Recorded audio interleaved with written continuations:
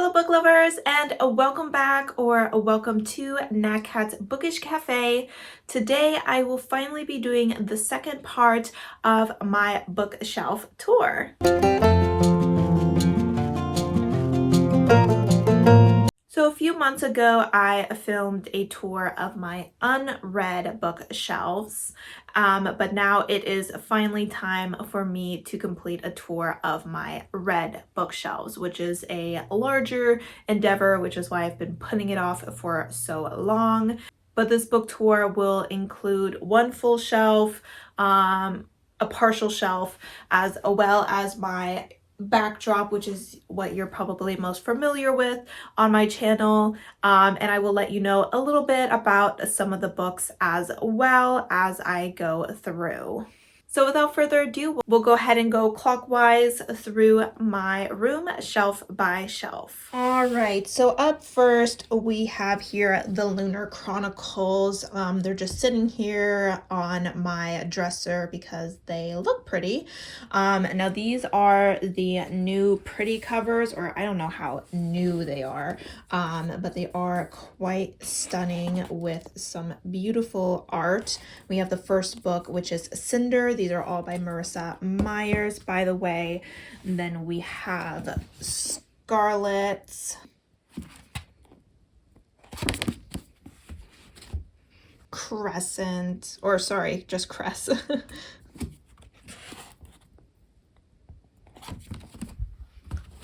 And Winter, which has my favorite art on the side. Woohoo, that is steamy. So this is a series that I read a few years ago. I do also own the prequel novella that comes with this, Fairest, but I do not have the special edition of it because I did like the original edition better, to be honest. This is one of those series that I've been wondering if I should reread it, but since it's YA and I've been moving away from YA, I've been a little scared to do so because I'm worried that I won't like it as much as I did the first time. But you know, in the future you may see me rereading these books. All right, and I'm sorry if these are a little bit dark. My ring light only works if it's attached to my computer, which is what powers it, and I don't feel like dragging my computer all over the room, so we're just gonna try and use the natural lighting in my room. But this shelf right here is my contemporary heterosexual shelf, we'll call it. So the first book we have here is 7 Days in June by Tia Williams. This is one of my favorite books of last year, an absolutely beautiful romance between a Black couple that spent 7 days together when they were teenagers, and then our main man disappeared into the blue and then reappeared to rekindle that relationship. Absolutely stunning story. We also have Act Your Age, Eve Brown by Talia Hibbert. This is the only one of this trilogy that I own, though I have read all three of them. This one was my favorite, which is why I decided to purchase it. Then we have my Allie Hazelwood books. We have The Love Hypothesis and Love on the Brain. Yay, she's going down. I really enjoyed both of her books and am working on her novellas over the next few months. Next, we have The Queen, Emily Henry. I have read all of her books that have come out so far. I have to admit, I don't know if her newest one came out yet. I didn't pre-order it because for some reason they only had it in hardback, and I'm just going to wait for the paperback. But I have read all of these and given them all 5 stars. If I had to put them in order, I would say my favorite was Book Lovers, then Beach Reads, then People on Vacation. All right, this is probably my fullest shelf, which is where we are heading next. All right, so here we have the Bone Season. Now, this first book is technically the only one that I've read so far, but I just decided to keep the entire series together. When it comes to books this tall, actually only this top shelf of these bookshelves can fit them, which is why this is sitting here and not on the lower shelf on the other one, which does have my unread overflow, I guess you should call it. But I am taking part in a readathon of this series, so I decided to go ahead and purchase the series in its entirety. As you can tell, every single book is different, but you know, that's what happens when you buy from thrift books. Over here we have kind of what I would consider my adult anything that isn't queer kind of situation. The last shelf I'll be going over has primarily my queer stories. So here we have The Serpent Shadow by Mercedes Lackey. This is actually the first book I ever got from a free little library, and I actually quite enjoyed it. I would say if you enjoy reading books about women in medicine during a time where society was kind of pushing against that, then this is definitely worth reading. It also has some magical elements in it. Next, we have The Silence of the Girls by Pat Barker. This was an incredible retelling of the Iliad from the point of view of Briseis. Highly recommend this book. We have The House of Gentle Men by Kathy Hepstall. We have The Road by Cormac McCarthy. Also, I believe my dad just started up the lawnmower, so I apologize if you can hear that. We have The Alchemist by Paulo Coelho. I have to admit, I don't know how to say his last name. I will probably do a reread of this maybe next year. It's not on my reread list this year, but I did buy the companion novel to it. So I would like to reread this before I go into that. We have A Lesson Before Dying by Ernest Gaines. This is a book that I read in my high school English class and really enjoyed, or at least remember enjoying. So it's one of those classics that I would like to re-experience. Then we have The Martian by Andy Weir. Kindred by Octavia Butler. Me and my mom actually watched this TV show and I thought it was decent, which probably means it was really good because I'm not much of a TV show person. We then have Kafka on the Shore by Murakami, or Haruki Murakami, I should say. I've read 2 of his books. I unhauled the other one because I just didn't really enjoy it. I believe that one was called After Dark. This one was definitely interesting and definitely strange, but I'm hoping to check out some of his other work to see if he's an author I want to continue reading.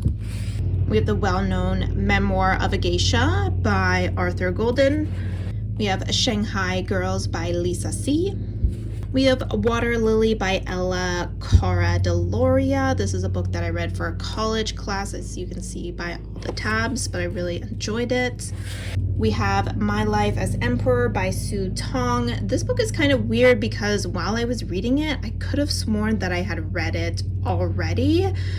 There was just a lot of parts of it that were giving me deja vu, but I, for the life of me, cannot remember having read this another time in my life. And lastly, we have The Antidote for Everything by Kimmery Martin. All right, and here we have what I call my YA series shelf. These are packed in pretty tight, but I'll try and squeeze them out. Probably have to move some of these decorations. All right, up first here we have the Scythe trilogy by Neil Shusterman. This was a wonderful experience, really enjoyed reading it. A lot of people didn't like the ending, but I actually quite enjoyed it and would say that the second book was actually my least favorite. And it took me actually quite a while to get to the last book because this one put me off the story a little bit. We then, of course, have the well-known and well-beloved Hunger Games series by Suzanne Collins, which is The Hunger Games, Catching Fire, and Mockingjay. Next, we have the Matched series by Ali Condi, or I don't know how to say that, which is Matched, Crossed, and Reached. We then have, I don't know what the name of the series is, but we have The Valiant, The Defiant, and The Triumphant by Leslie Livingston. This is like a female gladiator trilogy. I haven't heard anyone ever talk about these, but I did quite enjoy them, and the last book actually made me cry, which is saying something. Next, we have The Flame and the Mist and Smoke in the Sun by Renee Attier. The only books that I like by this author. I have tried her other 2 series and ended up DNFing both of them, but these 2 I did really quite enjoy. Next, we have the Six of Crows duology, and yes, I am too lazy to take them out of this box because for some reason it is kind of hard to get them back in.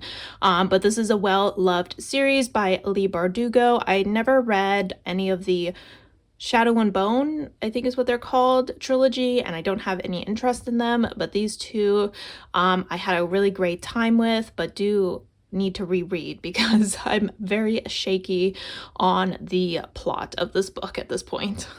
Next, we have the Raven Boy quartet, which includes The Raven Boys, Dream Thieves, Blue Lily, Lily Blue, and The Raven King, all by Maggie Stiefvater.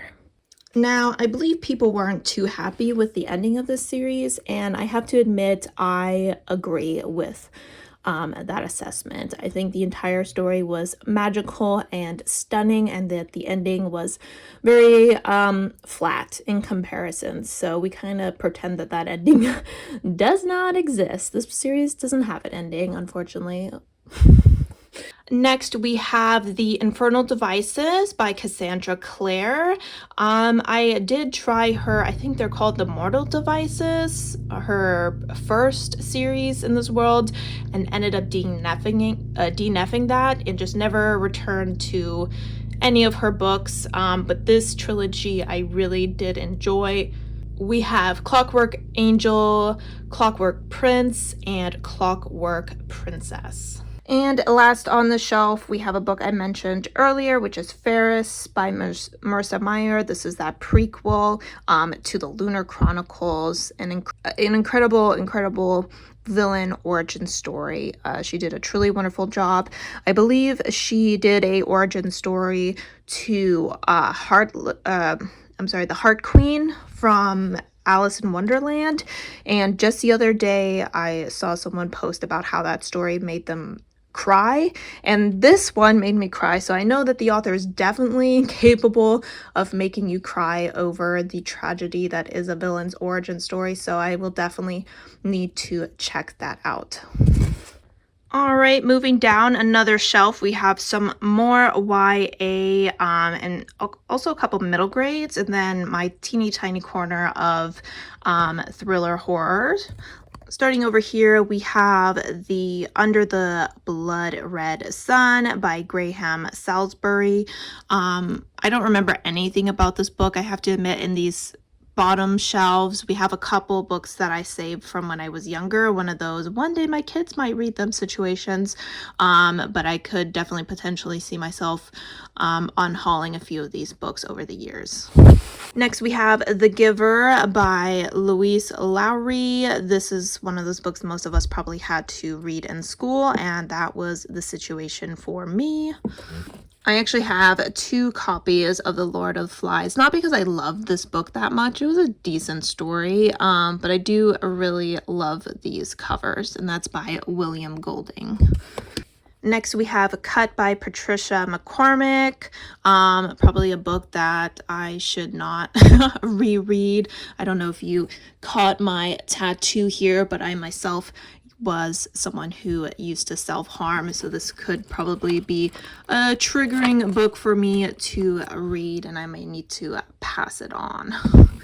Another triggering book, If You Give a Boy a Gun by Todd Strasser. Believe it or not, I read this for school when I was in middle school. So I think you're about 12, 13 in middle school, and I'm now 27, and we were already talking about school shootings here in America. And yeah, now it's on the news pretty much every night. Next, we have Crank by Ellen Hopkins. These books are kind of told in like a poetry format, so they look really thick, but they're really quick reads. I used to own her other book, Identical, and I don't know where it went. And I'm so mad that I don't own it because it had one of the greatest twist endings of my entire existence. I still think about it. Next, we have Uglies by Scott Westerfield. I don't know why I only own the first book of this series. I have read the entire series and it was very interesting, but I can potentially see this as being in my next unhaul, just because there's no reason for me to own just the first book in the series.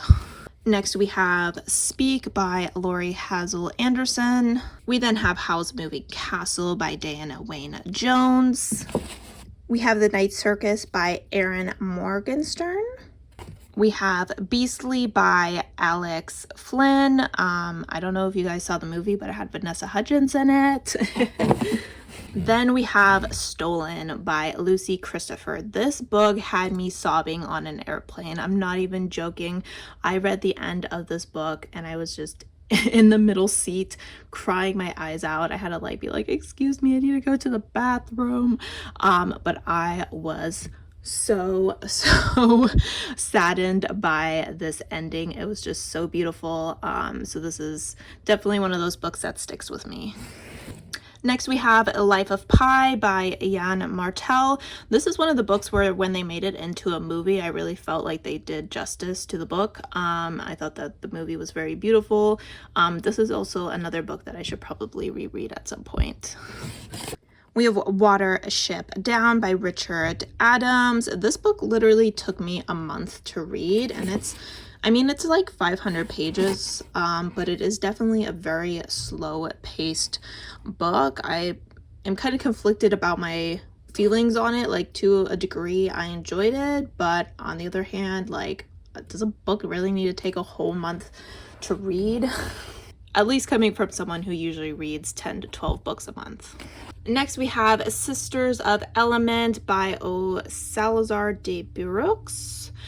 This is a book that my mom got me for Christmas because it was by a local author. I thought it was decent. I checked out to see if there was any other books in the series, and it didn't look like it. And at this point, I'm not really that interested in continuing anyway. All right, next we have Sold by Patricia McCormick, which I'm just realizing is the same author as Cut. You would think after owning these books for about 10 years that I would have already known that. But anyway, this was a book that's also kind of written more in a poetry kind of format, and I read it or reread it about a year ago, and it's definitely a very moving and harrowing story. We then have A Concrete Rose by Angie Thomas. I have read, as far as I know, all of her books. I also read The Hate You Give and On the Come Up, but I always listen to her books via audiobook. This one, I just bought a physical copy of it because I absolutely love this cover. I just think that it being 90% red just causes it to really pop on your shelf, so that's why it's facing out. We then have the first two books in the Stalking Jack the Ripper series. I'm currently, as I'm filming this, in the process of reading the third one, so this is just where I'm decided to put this series. I'm having a wonderful time with it. And finally, we have my thriller, mystery, horror. Now, with this genre, I do actually kind of prefer to either get the library book or listen to it via audiobook, just because the audiobook experience with these is often a lot of fun, and also getting it from the library, because chances are I'm not going to reread these types of books very often. Up first, we have The Dumb House by John Burnside. This is a classic horror story that was very disturbing in my opinion. It's very short, but it definitely packs a punch. Definitely check trigger warnings before going into this. In fact, check trigger warnings anytime you go into a book of this genre. We then have My Sister, the Serial Killer by Oyanakan Brithwate. I am apologizing for butchering that name. Now, this is a book where I felt kind of meh throughout the entire story, but I did really enjoy the ending of it. So I have to give it credit for taking that path. And I thought it was an interesting concept. Then we have When No One Is Watching by Alyssa Cole. This is one of my favorite books of all time. I definitely think it's underhyped. It has a lot of commentary, especially when it comes to gentrification present in the story. I have checked out Alyssa Cole's romance novels because it seems like this is her first experience with thrillers, and unfortunately those didn't vibe with me, but I will definitely be picking up any other thrillers she reads or writes in the future. And the final book on the shelf, we have The 7.5 Deaths of Evelyn Hardcastle by Stuart Turton. This book is quite a chunker, and it's also a kind of Groundhog's Day theme, which I thought was interesting, but also at times a little bit overly repetitive and got slightly on the boring side. This author has another book. I can't remember what it's called, but it takes place on a ship that I'm definitely interested in checking out. All right, here is my final shelf. As you can see, I keep all my TBR crap here. So let me just relocate some of that, as well as this Santa mug. All right, so this has mostly middle grade in it, a little bit of YA. All right, first we have the Splintered series, where we have Splintered, Unhinged, and Ensnared by A.G. Howard. This is an Alice in Wonderland retelling that I actually really enjoyed.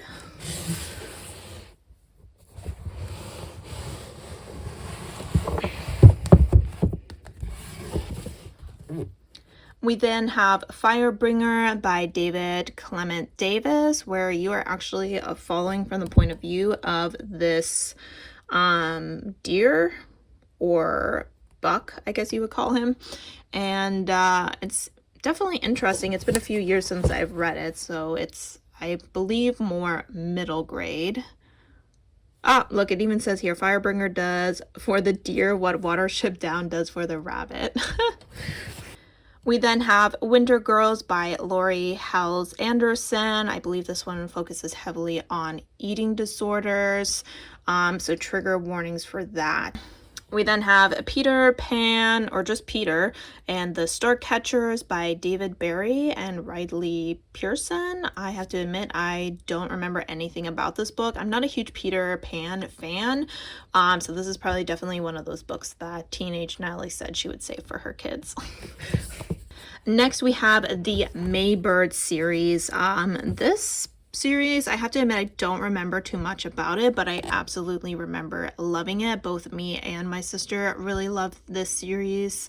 It's definitely a middle grade, but I just based off the covers, I would say it definitely gives off kind of like Caroline vibes. So the first one is Maybird and the Ever After. I think she kind of goes into like the land of the dead kind of situation. And then we have Maybird Among the Stars, and finally Maybird Warrior Princess. So these were a lot of fun. Finally, I have the Warrior series. I'm looking to reread the first 6 this year. This is kind of a series that follows cats, and I don't remember much about it, but I think I read about all of them when I was younger. I don't know if I only ever read the first series or if I got into some of the later ones, because I think there's 3 or 4 series within this, but I'm definitely excited to give it a go again. We're just gonna do a quick scan over this shelf. I'm gonna go ahead and start on the bottom shelf and make my way up. All right, so we're starting here at the bottom of the shelf. That is usually my backdrop when I am filming my videos. These bottom shelves don't really have many books on them, but on this one, I do have a couple of fan fictions. So this is, the story is by Lucy Camus, and the art is by Crimsonchains. So definitely go ahead and check them out on Instagram. I'll see about putting their name down in the description box as well. As you can maybe tell, that this is a Yuri on ice kind of fan fiction story that involves sirens and pirates. So I'm just gonna show you some of that stunning art in there. Some of it is a bit more risque, but obviously I'm not gonna show that to you because I don't want to get in trouble here on the internet. But it's super cute, and it's definitely 18 plus. I don't know if these are available anymore. I bought these a few years ago, so unfortunately you may not be able to get them anymore. Then coming over to the other bottom shelf, this is just where my single copy of Monstrous, which is actually at volume 7, sits. All the other copies I got from the library, but a friend of mine was wonderful enough to go ahead and gift me this because my library didn't seem like it was going to be getting it any time soon. We also have The Prince and the Knight, which is just a wonderful children's book. All right, so moving to the first actual shelf on here, this is, I guess, kind of fantasy, urban fantasy, and a little bit of sci-fi. This might fall under just pure fantasy. First, we have The Greenbone Saga by Fonda Lee, Jade City, Jade War, and Jade Legacy. This was a wonderful series, really great world building, very complex, likable, lovable character, likable, hateable characters. This last book broke my soul. It took my heart, it stomped on it, and threw it into a volcano. So that was very rude of it, but an incredible series that I highly, highly recommend. Next, we have Iron Widow by Sharon J. Shao. This book was one of my top books of the year. It is a YA sci-fi based off of a Chinese empress. This book also includes a polyamorous relationship. I believe the second book was supposed to come out in August of this year, but I heard that it was pushed back to sometime in 2024. So I am definitely bummed about that because this ending definitely ended on a cliffhanger. Next, we have The Dream Blood Duology by N.K. Jemisin, the first one being The Killing Moon and the second one being The Shadowed Sun. I really enjoyed both of these, but the second book I did enjoy a bit more, especially for the second one. This one has some decent trigger warnings in it, but it was definitely a great introduction to this author. This was my first time reading from her, and I really fell in love with her writing right away. Next, we have the first 2 books in the tarot sequence. I believe this is a trilogy. We have The Last Sun and The Hanged Men, and this is by K.D. Edwards. I have reread these 2 and will hopefully be able to get to the last book in the series, not in the next month or so. I've given both of these 5 stars. If you're looking for books with some great found family aspects, may I recommend these 2. All right, guys, this is my completed non-fiction shelf. First, we have The Children Money Can Buy, Stories from the Frontier of Foster Care and Adoption. This is a career that I'm looking at eventually moving into. We have Resilience, Thinking, Sustaining Ecosystems and People in a Changing World by Brian Walker and David Salt. This is a book that I read for college. We have Ace, What Asexuality Reveals About Desire, Society, and the Meaning of Sex by Angela Chen. This is a book that I was really excited to read. I had for a while considered the fact that I might be on the ACE spectrum, and this really helped me personally on that journey. We have All Boys Aren't Blue by George M. Martin. This is a wonderful kind of memoir about a queer Black man. It's also written for YA audience, so it's a great book to kind of introduce you to that topic, or even if you're just trying to dip your feet into reading memoirs, since it was written for a younger audience, this might be a great place to start. We then have Hood Feminism, Notes from the Women That a Movement Forgot by Mickey Kendall. This, I think, is a great introduction to kind of the intersectionality that needs to be addressed within feminism. A very interesting story. Definitely got a ton of tabs out of it. We then have Know My Name by Chanel Miller, an incredibly moving story following Chanel Miller's experience of navigating the justice system after being sexually assaulted. Next, we have Conquest, Sexual Violence and American Indian Genocide by Andrea Smith. Now, this is a book that I actually read for college. So after we finished it did come to light, however, and my professor informed us as soon as she found out that this author was not actually an Indigenous person and had misled people into letting them believe that she was. So I do think that this is a wonderful work of nonfiction. However, let it be known that it is not written by an Indigenous person, so not someone who is actually in any way personally connected to the topic. And that there are probably plenty of works out there on the same topic written by someone who is actually Indigenous. The last book is They Say, I Say by Gerald Graff and Kathy Birkenstein. Now, this is honestly a book that I'm just keeping for this cover.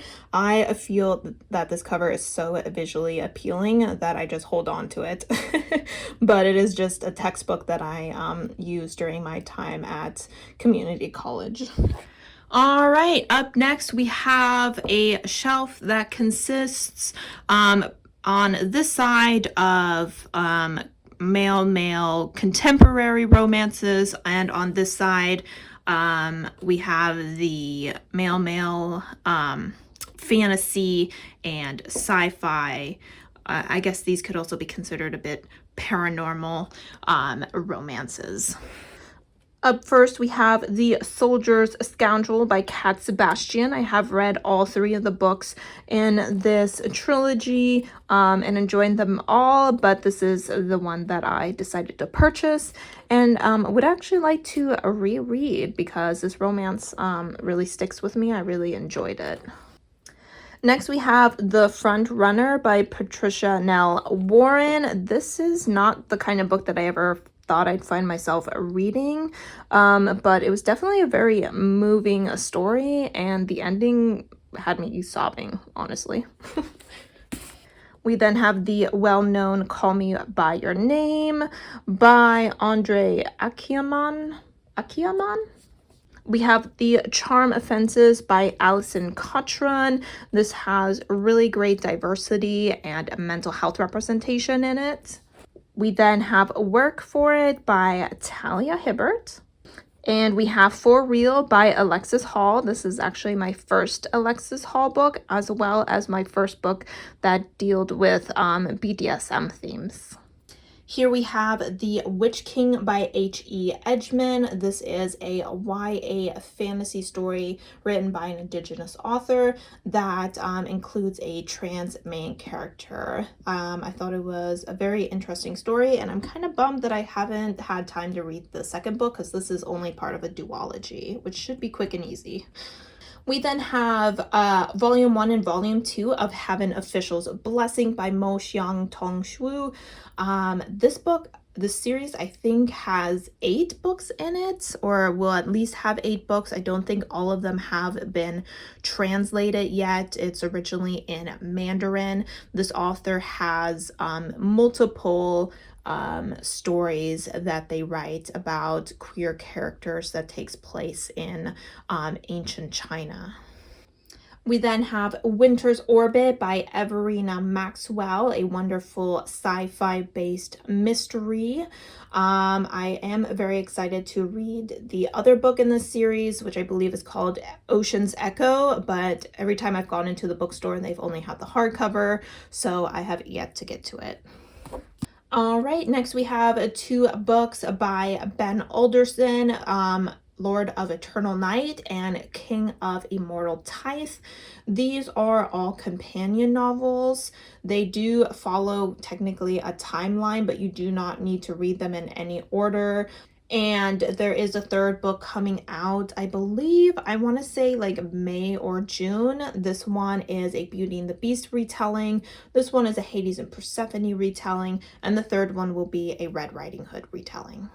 Moving over, we have moved over from more adult content to this is all contemporary, and I believe this one is middle grade. First, we have Nick and Charlie by Alice Oseman. I have read all of the graphic novels, and so it only seemed to make sense to go ahead and read their story in novel format. It's super short. Unfortunately, I didn't absolutely love it, but I will, of course, continue to support the graphic novel. Next, we have Felix Ever After by Kaysen Callender, a wonderful story featuring a trans main character. I also read his King and the Dragonfly book earlier this year and absolutely loved his writing in that. Next, we have Aristotle and Dante Discover the Secrets of the Universe by Benjamin Arle Sands. This was one of my favorite books of all time. Unfortunately, when I reread it last year, I believe, it just didn't quite make that favorites list again. But I do own the 2nd book, and I just haven't gone around to reading it. Next, we have Autobiography by Christina Lauren. I think this is, at this point, the only book I've written or read by these authors. I do own The Unhoneymooners. I believe this was kind of a middle-of-the-road book, so we'll see if I enjoy their other stuff more. Here we have one of my all-time favorite books, Ace of Spades by Ferda Abeke Iyumedi. And this was a YA story with some serious Get Out vibes, and I absolutely loved it. Next, we have I Wish You All the Best by Mason Deaver. I really enjoyed this book. I believe it has a non-binary character in it. I really enjoyed this coming of age story, and I'm actually kind of surprised I haven't checked out more work by this author yet. Next, we have Birthday by Meredith Russo, another book that includes a trans main character. Here the Whole Time by Victor Martinez is a YA coming of age story that includes a fat main character. And then the only non-contemporary book on here, we have The Last Quintista by Donna Barba Higuera. And this is a middle grade sci-fi story with a absolutely stunning cover. All right, and here I have my TJ Klune shelf. This includes all the characters from the Green Creek series, his werewolf series, but I'm just going to move this aside for now.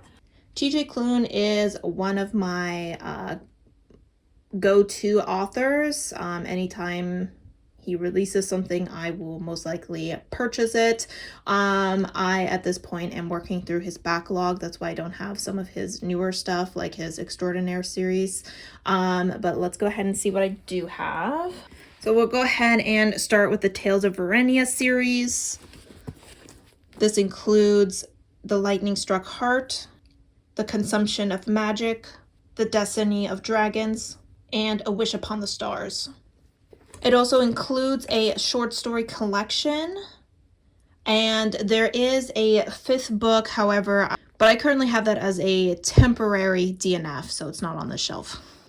Next, we have this duology, which is How to Be a Normal Person and How to Be a Movie Star.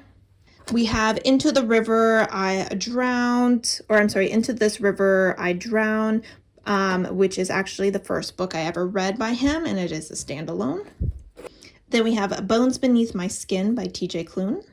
These are not in a series or anything, but obviously you can tell they have somewhat similar vibes. And we have The House in the Cerulean Sea and Under the Whispering Door. We then have the Green Creek series, which starts with Wolf Song, then Raven Song, then Brother Song, and Heart Song. All right, and moving on to my next Insta-Buy author, we have C.S. Pacat. Here at the beginning, you can see Dark Rise. This is the first book in her new YA series. I believe I heard that the second book might actually be coming out this year, which is pretty exciting. We then have Volume 1 and Volume 2 of Fence, which is her comic series. The rest of all these books are part of the Captive Prince trilogy.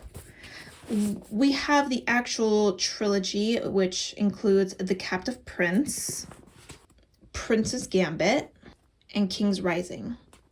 All three of these books, I was able to read each of them in a day. Not all three of them in a day, obviously, but each of these I was able to read in one sitting, which is pretty impressive, seeing as the longest of them is 404 pages. Shows you how much I'm obsessed with this story. Now, she did also release 4 short stories to go with this trilogy. So this is the original collection, and then this is the new stunning cover for that. So this is called The Summer Palace, and then there's, let me get the titles for the others. So we have Green But for a Season, The Summer Palace, The Adventures of Charles the Viridian Clothes Merchant, and Pet. Now, as far as this box set goes, this is the illustrated Japanese versions of the books. Did I spend $60 on this? I did. I did do that. I don't know what overcame me. Usually I don't spend that much money on special editions or anything like that, but I will admit that this was not $60. It was probably only about $30, but shipping from Japan is incredibly expensive. So once again, this is the Japanese version of the short story collection. We then have the first book, the second book, and then the third book. And I'll show you a couple illustrations in these. Find some non-spoilery ones, or ones that don't include anything too risque. Let's stay away from the last book. So I don't know if maybe you've looked up their art or, you know, fan art for this book on like Pinterest or something. Some of these may have come up during your search, but obviously it's just beautiful art. All right, moving on to my second to last shelf here at the top. Yes, I am standing on a stool, and yes, my little ring light holder is balancing on a table, so hopefully this doesn't shake around too much. So over here we have the books that I have from Madeline Miller, which is actually only 2, but I have a couple copies of each one. And I'm sorry if you hear my cat yelling, but I think he thinks it's dinner time, which it is not. So we have this beautiful print here, but let me go ahead and remove.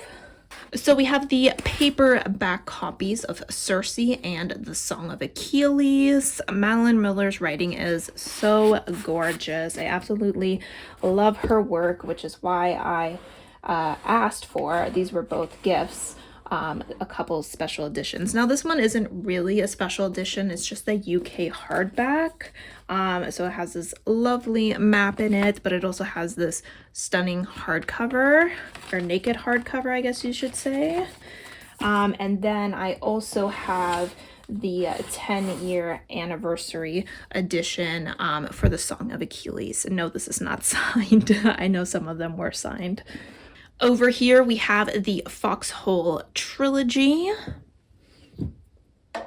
We have a couple of our characters here, Neil and Andrew. Now, these covers are not the original. So this is the first one, The Foxhole Court by Nora Sakovic. These are special editions. And I will go ahead and list the author down below. These are just like covers that you kind of put on the original books. So as you can see, you just kind of can take them on and off. So this is what the original cover for the second one looks like. And then the third book, The King's Men. This is one of those series that has like a ginormous fan base, lots of fan fiction and stuff and fan art written and drawn for it. So if that's something that you're into, definitely check this out. It's self-published. And it's very chaotic. Moving on to the last shelf, as you can see, this is where I've been putting the few book of the month books that I've actually been getting to, and then my kind of fantasy romance. Here we have Sky Falling by Mia Mackenzie, The Vanishing Half by Britt Bennett, The Prophets by Robert Jones Jr., and my most recent, Don't Cry for Me by Daniel Black. I can't help but think it's a little interesting that the only book of the month books that I've read and finished, because one I DNF'd, are all by Black authors. Moving over to the fantasy romance, we have a Lady of Rook's Grave Manor. This is a reverse harem monster romance that I absolutely love. I have read the second book in the series, but I just don't own it yet. We then have Spinning Silver by Naomi Novik, one of my favorite books last year, an absolutely stunning YA story that's loosely based off of Rumpelstiltskin and just has wonderful atmosphere. Another Naomi Novik book, Uprooted. Also really enjoyed this one, but not as much as Spinning Silver. We then have Heart of the Fae by Emma Hamm, which has a stunning cover, but unfortunately I just didn't love the story. And to finish off this bookshelf tour, we have the Radiance trilogy, Radiance by Grace Draven, Eidolon, and the Ippos King. Alright guys, so that was my bookshelf tour. I hope you enjoyed it. Let me know if you saw some books that you really want to read, or if you saw some of your favorites on my red shelf. As always, thank you guys so much for supporting my channel by watching my videos, and I hope to see you next time. Bye!